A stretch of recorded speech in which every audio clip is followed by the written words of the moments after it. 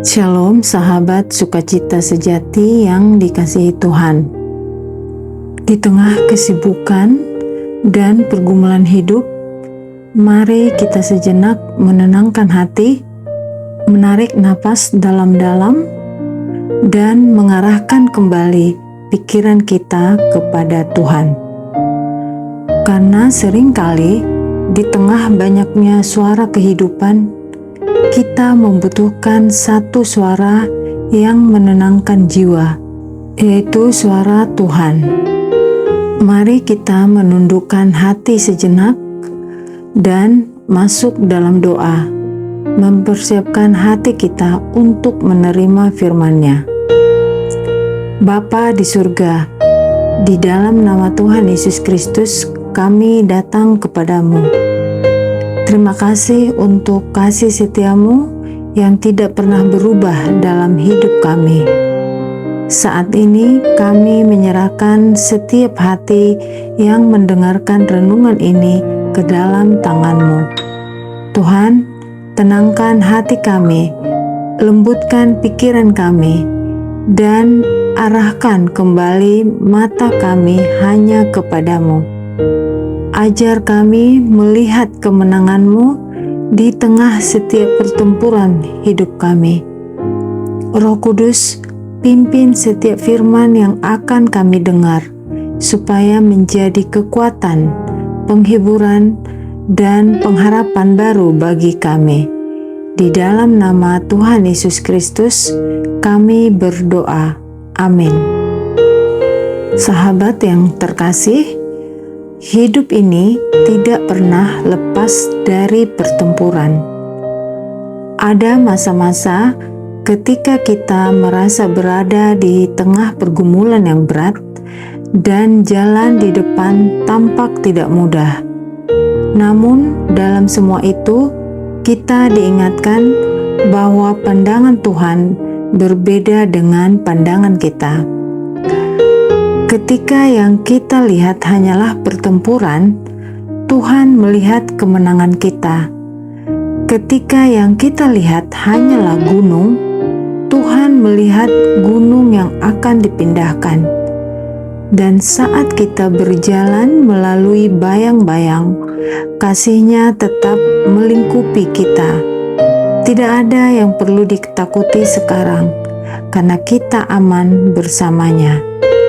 Mungkin kita tidak bisa memilih semua keadaan yang datang dalam hidup, tetapi kita bisa memilih kemana kita mengarahkan mata dan hati kita ketika menghadapi semuanya itu. Bagaimana kita menjaga mata kita tetap tertuju kepada Tuhan ketika segala sesuatu tampak tidak terkendali? Firman Tuhan mengajarkan bahwa salah satu strategi musuh yang paling halus adalah mengalihkan fokus kita dari Tuhan. Bukan selalu dengan serangan besar, tetapi dengan bisikan kecil yang terus-menerus. Ketakutan, kecemasan, keraguan, dan rasa tidak berdaya. Saat kita lelah, iman kita mulai goyah, dan kita mulai lebih fokus pada masalah daripada pada Tuhan yang memegang kendali. Namun justru di titik itulah Tuhan mengundang kita untuk kembali memandang Dia. Mari kita masuk ke dalam firman Tuhan dalam 2 Tawarik 20. Alkitab mencatat situasi yang sangat genting bagi Raja Yosafat dan bangsa Yehuda. Dalam 2 Tawarik 20 ayat 2 tertulis, ada orang yang datang melapor kepada Yosafat. Suatu laskar yang besar datang dari Edom, dari seberang laut Asin, untuk menyerang engkau. Dan sekarang mereka sudah di Hazeson Tamar, yaitu En-Gedi. Bayangkan situasi itu. Sebuah bangsa yang besar sedang mendekat. Ketakutan mulai menyelimuti seluruh negeri. Secara manusia, ini adalah situasi yang tampak mustahil. Tetapi apa yang dilakukan Yosafat di tengah krisis ini menjadi kunci kemenangan rohani. Ia tidak langsung panik. Ia tidak langsung mengandalkan strategi militer manusia. Ia tidak berlari kepada kekuatannya sendiri. Alkitab menunjukkan bahwa ia pertama-tama mencari Tuhan. Yosafat berdiri di hadapan umat Tuhan dan mengarahkan hati mereka kembali kepada siapa Allah itu. Dalam 2 Tawarik 20 ayat 6 dan 7, ia berdoa, "Ya Tuhan Allah nenek moyang kami, bukankah Engkau Allah di surga? Bukankah Engkau yang memerintah atas segala kerajaan bangsa-bangsa? Dalam tangan-Mu-lah kekuatan dan kejayaan, sehingga tidak ada seorang pun yang dapat bertahan melawan Engkau. Bukankah Engkau Allah kami yang menghalau penduduk negeri ini dari depan umat-Mu Israel dan memberikannya menjadi milik keturunan Abraham, sahabat-Mu, untuk selama-lamanya?" Mari kita lihat pola doa Yosafat. Dia tidak memulai dengan ketakutan, tetapi dengan kebenaran tentang Allah. Ia mengingat siapa Tuhan itu, Allah di surga, penguasa segala bangsa, pemilik kuasa dan kejayaan.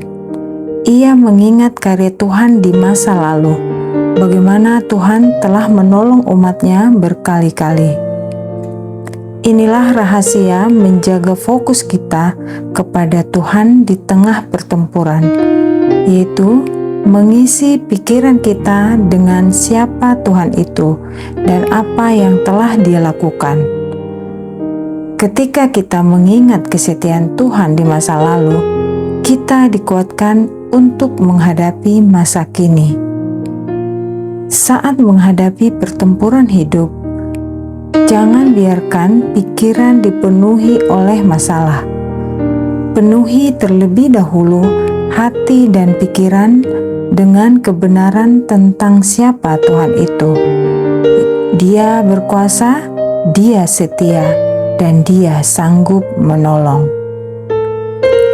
Kebenaran yang sama juga sering kita nyanyikan dalam lagu "Kau Berperang Gantiku". Saat kita merasa tidak mampu menghadapi pergumulan hidup, Tuhan mengingatkan bahwa Dia adalah Allah yang berperang bagi umat-Nya. Kita tidak berjalan sendirian, karena Tuhan sendiri yang menjadi pembela dan penolong kita.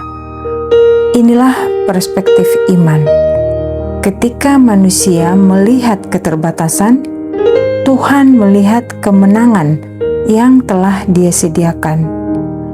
Ketika kita melihat tembok yang tinggi, Tuhan melihat jalan keluar yang sudah Dia persiapkan. Ketika kita merasa lemah, Tuhan menunjukkan kuasa-Nya yang sempurna. Karena itu, fokus iman kita bukan pada besarnya masalah, melainkan pada besarnya Tuhan yang sanggup menolong kita. Seringkali masalah hidup membuat kita merasa seolah-olah kita berjalan sendirian dalam kegelapan. Tetapi firman Tuhan mengingatkan kita dalam gambaran yang indah bahwa Dia tidak pernah meninggalkan kita. Bahkan dalam lembah tergelap sekalipun, kasih-Nya tetap menyertai. Dan saat aku berjalan melalui bayang-bayang, kasih-Mu melingkupiku. Tidak ada yang perlu ditakuti sekarang, karena aku aman bersama-Mu. Ketika Yosafat mengarahkan hati bangsa itu kepada Tuhan, sesuatu yang luar biasa terjadi. Iman mereka bangkit kembali. Mereka tidak lagi dikuasai oleh ketakutan, tetapi oleh pengharapan. Inilah kuasa dari fokus yang benar. Ketika kita memandang Tuhan, hati kita dipulihkan. Sahabat yang terkasih, mungkin hari ini ada di antara kita sedang berada dalam pertempuran yang tidak terlihat oleh orang lain. Bisa jadi pergumulan keluarga, tekanan pekerjaan, sakit yang belum sembuh, atau beban batin yang sulit diungkapkan. Tetapi Tuhan mengundangmu untuk mengangkat pandanganmu lebih tinggi dari semua itu. Jangan hanya melihat gunungnya, lihatlah Tuhan yang sanggup memindahkan gunung itu. Jangan hanya melihat pertempuran, lihatlah Tuhan yang sudah menyediakan kemenangan. Karena seringkali iman bukan berarti tidak melihat masalah, tetapi memilih untuk melihat Tuhan lebih besar daripada masalah itu. Mari kita mengangkat doa ini bersama. Tuhan, kami berdoa agar Engkau memfokuskan mata kami pada gunung-gunung yang telah Engkau pindahkan untuk kami di masa lalu. Tolong ingatkan kami bahwa rencanamu selalu lebih besar daripada rencana kami, dan bahwa Engkau selalu hadir, bahkan ketika kami merasa sendirian. Terima kasih Tuhan, untuk siapa Engkau dan segala yang telah Engkau lakukan bagi kami. Biarlah doa ini tidak hanya menjadi kata-kata, tetapi menjadi nafas kehidupan kita setiap hari. Ketika hati mulai goyah, ingatlah bahwa Tuhan tetap setia. Dia tidak berubah oleh keadaan kita. Dan seperti yang kita dengar dalam lagu ini, kebenaran yang sederhana namun dalam, yaitu pertempuran itu bukan milik kita, tetapi milik Tuhan. Karena itu, tetaplah tenang, tetaplah percaya, tetaplah memandang kepadanya, sebab di dalam Dia kita aman, di dalam Dia kita dikuatkan, dan di dalam Dia kemenangan sudah disediakan. Sahabat yang terkasih, apapun pertempuran yang sedang kita hadapi hari ini, jangan biarkan masalah itu mengambil fokus mata kita dari Tuhan. Mungkin keadaan belum berubah, mungkin jawaban doa belum datang sesuai harapan, tetapi satu hal yang pasti, Tuhan tetap memegang kendali. Seperti Yosafat yang memilih mencari Tuhan di tengah ancaman, marilah kita juga memilih untuk memandang kepadanya. Sebab ketika kita mengarahkan mata kepada Tuhan, kita akan menemukan damai di tengah badai, kekuatan di tengah kelemahan, dan pengharapan di tengah ketidakpastian. Hari ini, mari kita melakukan satu langkah sederhana, yaitu meluangkan waktu sejenak setelah renungan ini berakhir. Serahkan kembali setiap pergumulan, ketakutan, dan beban yang sedang kita pikul kepada Tuhan dalam doa. Jangan hanya memikirkan masalah kita, tetapi bawalah semuanya kepada Tuhan yang sanggup menolong dan melepaskan. Jika renungan ini memberkati Anda, bagikan juga kepada keluarga, sahabat, atau siapapun yang sedang membutuhkan penguatan dari firman Tuhan ini. Mungkin melalui satu pesan sederhana, Tuhan sedang menjangkau dan menguatkan seseorang yang sedang berjuang. Mari saling menguatkan dalam iman dan percaya bahwa Tuhan sanggup menolong kita dalam setiap pertempuran hidup. Tetaplah percaya, tetaplah berdoa, dan tetaplah memandang kepada Tuhan. Karena pertempuran itu bukan milik kita, melainkan milik Tuhan.